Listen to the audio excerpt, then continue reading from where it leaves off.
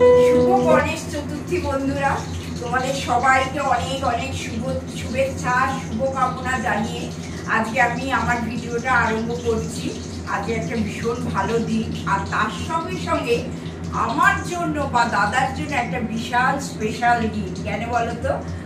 এই গণেশ চতুর্থীতে আমার মেয়ে হয়েছিল, আমার গনু বাবা হয়েছিল, সেই জন্য আমরা মাঝে মাঝে ওকে গনু বাবা বলি। তা তিথিটা হয়তো অন্যরকম হয়ে যায়, হ্যাঁ, কিন্তু ডেটটা অন্যরকম হয়ে যায়। কিন্তু ও যেদিন হয়েছিল সেদিন হচ্ছে 18ই সেপ্টেম্বর, গণেশ চতুর্থীর দিন ও জন্মেছিল। আর পয়লা আসছে, হ্যাঁ, একবার ডেটটা মিলে যায়, কিন্তু আবার একদিন এক সময় হয়তো মেলে না। যাই হোক, তা আজকে দিনের জন্য আমার কাছে তো, দাদার কাছে তো বিশাল স্পেশাল দিন। বললামই, আমার গনু বাবা জন্মেছিল। আমাদের জীবনে একটা মানে দারুণ দিন। সেই দিনের মতো আর দিন বোধহয় জীবনে না, ওই দিনটা আমাদের স্যাক্রেড, পবিত্র। তা ওই আর কি, যে ভীষণ আজকে একটা আমাদের জীবনে আনন্দের দিন। ওই রকম দিন বোধহয় আমরা জীবনে কোনোদিন উপভোগ করিনি। তা সব মিলিয়ে আজকে তো সকাল থেকেই খুব আমার আনন্দ একটা মনটা লাগছে। আর মনে মনে ভাবছি যে কখন মেয়েকে ফোন করবো, একটু ঈশ্বর ওকে ভালো রাখুন, সুস্থ রাখুন। একদম। ওর সামনেই বার্থডে আসছে, সেটাও একটা ব্যাপার, সেটা তোমাদের আমি জানাবোই। আর welcome back to my channel lifestyle with টিঙ্কুর তরফ থেকে তোমাদের সবাইকে স্বাগত জানাই। আজকে একদম কিচেনে চলে এসেছি। ওপরে টুকটাক একটু কাজ করেছি, করে একদম কিচেনে চলে এসেছি, কারণ আজকে একটু তামঝামের রান্না আছে। যদিও তোমরা জানো যে আমার সবটাই ফাঁকিবাজিতে চলে রান্না বান্নাটা, আর আমি তোমাদের ওই ফাঁকিবাজি রান্নাগুলোই শেখাবার চেষ্টা করি। তা আজকে আমি একটুখানি শুক্তো করব, সেই প্রিপারেশনটা আমি নিচ্ছি। তা নেওয়ার সঙ্গে সঙ্গে তোমাদের সঙ্গে একটুখানি শেয়ার করে দিচ্ছি। সবাই জানো শুক্তোতে বড়ি লাগে, আমি বড়িটা দিয়ে দিলাম। আর কি বলতো বন্ধুরা, প্রত্যেক শনিবার পোস্ত একটা হয় আমাদের, নয় আলু পোস্ত, নয় ঝিঙে পোস্ত, নয় ডাঁটা পোস্ত, কিছু একটা পোস্ত আমার হয়। তা এবারে আমি ঠিক করলাম, মানে আমারই ইচ্ছে হলো একটু শুক্তো করি, শুক্তোটা খেতে ইচ্ছে হয়েছে। তা সেইটাই মনে করে শুক্তোটা করছি। আর করতে সময় না পোস্ত ভালো লাগে না। আর কি বলতো, পোস্ত তো লাগবেই এতে। পোস্ত আর সর্ষে একটু বাটা তো তোমরা সবাই জানো যে একটু শুক্তোতে লাগে। আমি কিন্তু খুব একদম সস্তায় সুবিধে রান্না সারি, জানো তোমরা। এই দেখো তেলটা দিয়ে দিলাম। এবার দেবার পর ফোড়নটা কি দিই দেখো, এই যে একটুখানি রাঁধুনি, এই যে অল্প করে একটু রাঁধুনি ফোড়ন, একটু শুকনো লঙ্কা ফোড়ন আমি দিয়ে দিলাম, একটু 5 ফোড়নও দিয়ে দিলাম। আচ্ছা, আর একটাও জিনিস দিই আমি, সেটা হচ্ছে একটু হিং ফোড়ন। তোমরা জানিও, হ্যাঁ, কে শুক্তোতে হিং ফোড়ন দাও, আমি কিন্তু দিই। এটা আমার শাশুড়ি মা আমাকে শিখিয়েছিলেন যে হিং ফোড়ন দিলে শুক্তো খেতে ভীষণ সুন্দর হয়। তাতে অল্প তেলে তো ভালো হয়। তোমরা দেখেছো, দেখো এইটুকু তেলে কিন্তু শুক্তো হয় না। এই করলাটাকে ভেজে নেবো আগে, নিয়ে তারপরে আজকে কি করবো না করবো একদম সস্তায় সুবিধের রান্না। চলো, করলাটা না ভেজে নিলে না শুক্তোটা বড্ড বেশি তেতো লাগে। অত এত তেতো শুক্তো ভালো লাগে না। আবার ধরো যদি তোমরা ওই নিম ঝোল খাও বা অন্য কিছু খাও, নিম ঝোলটাই বিশেষ করে, তবু একটু তেতো ভালো লাগে। কিন্তু এই শুক্তোতে এক গাদা তেতো ভালো লাগে। আর আমি একদমই কাজবাড়ির মতো শুক্তো করছি না, কারণ কাজবাড়িতে প্রত্যেকটা জিনিস ভেজে ভুজে এত তেলেতে রান্না করে। হ্যাঁ, বাড়িতে তো পছন্দ নয় যে এই প্রচন্ড গরমে অত তেল খাওয়া। আমি অল্প তেলে কি করে শুক্তোটা করছি তোমাদের সঙ্গে শেয়ার করে দিলাম। চলো, দেখো বেগুন বরবটি যেগুলো কেটে রেখেছি সেগুলো দিয়ে দিই। এগুলো একটু ভাজা দেখো, অল্প করে একটুখানি সেদ্ধ করে রেখে দিয়েছি কাঁচকলা, আলু আর ডাঁটা। বুঝেছো কত তাড়াতাড়ি রান্নাটা হয়ে যাবে। আর এইগুলো মানে ভাজা করতে বেশি সময় লাগে না, মানে যেগুলো আমি ভাজা করছি এখন। আর এইগুলো অল্প করে একটুখানি মানে ব্লাঞ্চ করে রেখে দিয়েছি আর কি। লোক খেয়ে ভাবতে ভালো হয়েছে, অল্প তেলে মোটামুটি মিডিয়াম আছে না জোর আছে? মিডিয়াম, এই যে মিডিয়াম আছে। এটা ভেজেছি, জানি সব পুড়ে যাবে। আমার বন্ধুরা সবাই রান্নায় এক্সপার্ট, শুধু যারা একদম নতুন বিয়ে করেছো আর দেখবে আগেকার দিনে মানুষজন দেখতে এলে, মানে আমার মা ঠায় মুখে শুনেছি, বাবা শাশুড়ি মায়ের মুখে শুনেছি, যে এলেই আগে জিজ্ঞেস করতো যে শুক্তো রাঁধতে পারো। এটা একটা মানে বড় কোয়ালিফিকেশন, শুক্তো রাঁধার। তা এখনকার দিনে যদিও সেই সব নেই, তবে এটাও তো ঠিক যে মানে এখনকার দিনে মেয়েরা শুক্তো ফুটো করতেও পারে না। আমার মেয়ে কিন্তু শুক্তো করে খুব ভালোবাসে, জানো তো। যখনই শুক্তো করবে তখনই আমাকে বলবে, মামা তুমি কি করে শুক্তো করো একটু বলো তো। সেই ফোনে বসে বসে বলে দেবো, আর ও করবে। ও রাঁধুনির হাতে শুক্তো একবার দুবার খেয়েছিল, মানে তোমার মতো হয়ই না, এই সব বলে, জানো। তা এই শুক্তোটা করলে মনটা খারাপ হয়ে যায়। আর তো এত শুক্তো খেতে ভালোবাসে, কি করবো বলো, অনেকটা দূরে থাকে তো। মোটামুটি আমার সব সবজি ভাজা ভাজা হয়ে গেছে। আচ্ছা, এরপরে একটুখানি আমি আদা দিয়ে দেবো। এই যে আদা একটু গ্রেট করে রেখে দিয়েছি, অল্প করে এতে আদা দিয়ে দিলাম। হ্যাঁ, শুক্তোতে আমি বলি এমন কোনো মশলা নেই যে শুক্তোতে পড়ে না, সব পড়ে। অথচ লোক বলে যে শুক্তো রান্না নাকি শক্ত, কি জানি বলে। যাই হোক, দেখো আদাটাও একটু ভেজে দিলাম। বুঝতে পারছি তো আমি কত অল্প তেলে করছি। ঠিক এইভাবে বাড়িতে খাবে, বেশি তেল একদম খেও না বন্ধুরা। এবার একটু জল দিয়ে দিলাম। আমি কিন্তু শুক্তোতে হলুদ পড়ে না, হ্যাঁ হলুদ পড়ে না, আর একটু সাদা সাদা শুক্তোটা হয়। আর লঙ্কা তো পড়েই না, একটু জাস্ট ওই শুকনো লঙ্কা ফোড়নে দিয়েছি। হ্যাঁ, এটা আমি যে বললাম যে শুক্তোতে সব পড়ে, এখন মনে হচ্ছে না হলুদটা তো পড়ে না। এখন মোটামুটি ফুটে উঠলেই আমি একটুখানি দুধ দিয়ে দেবো। হ্যাঁ, এই দুধটা দিয়ে দিলাম।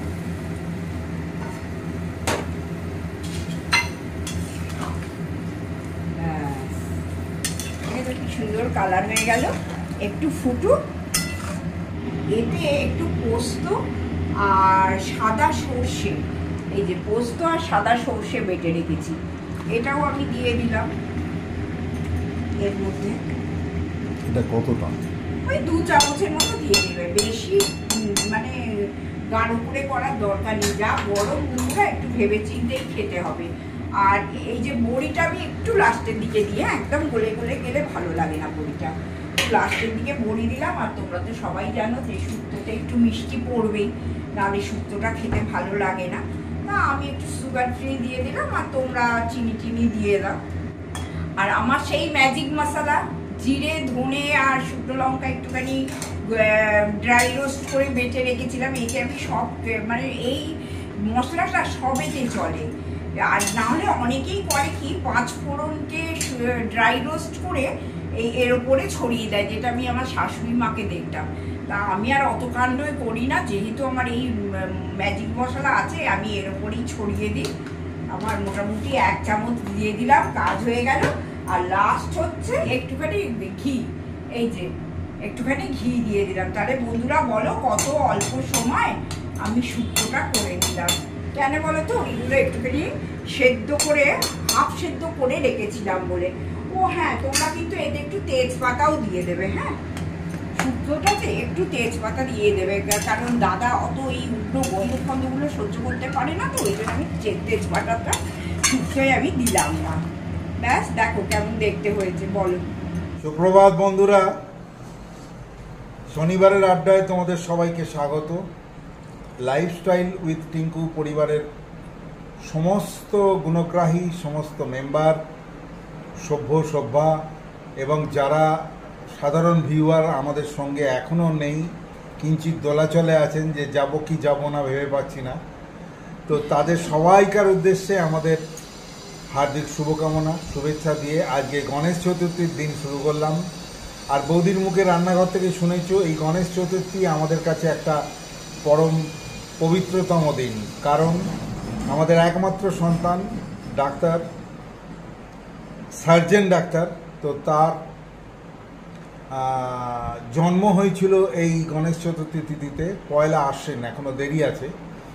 তো এই দিনটাতে আমরা যত পবিত্রতম কাজকর্ম করি, যখন দ্বিতীয় হুগলি সেতুতে শিবপুরের বাড়ির 3তলা বাড়ি ভেঙে যায়, মানে সরকারকে আমাদের তুলে দিতে হয় সেই বাড়ি, এত বড় বাড়ি ছিল, তার প্রায় 100টার ওপর জানলা দরজা ছিল। তো যাই হোক, সে পরে এইসব গল্প বেকার।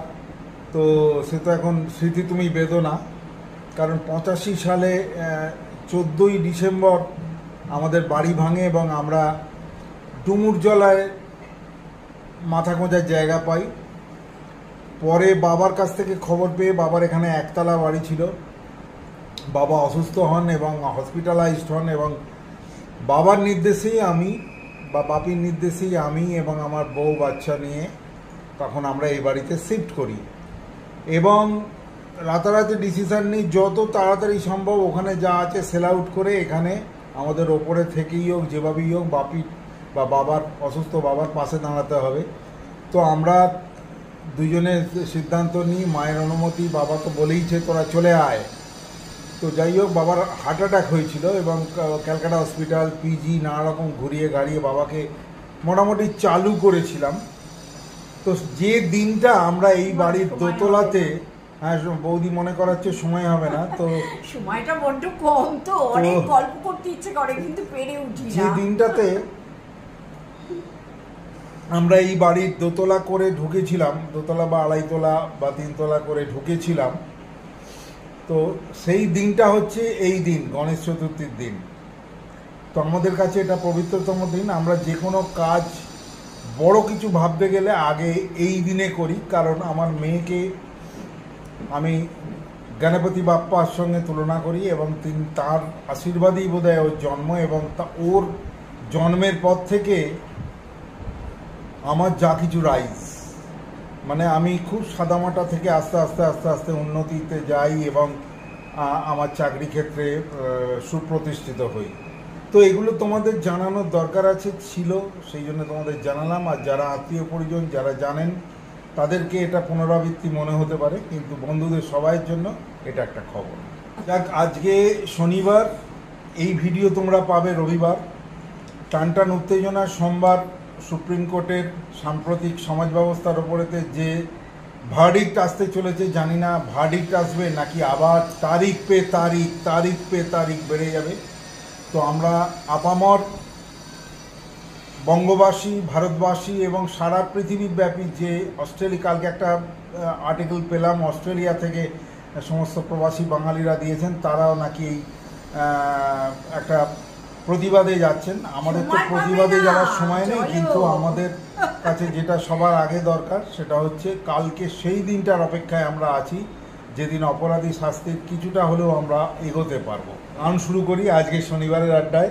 আড্ডাটা কতটা হলো জানি না, তোমাদের তো পাই না, শুধু আমরা একতরফা বকি।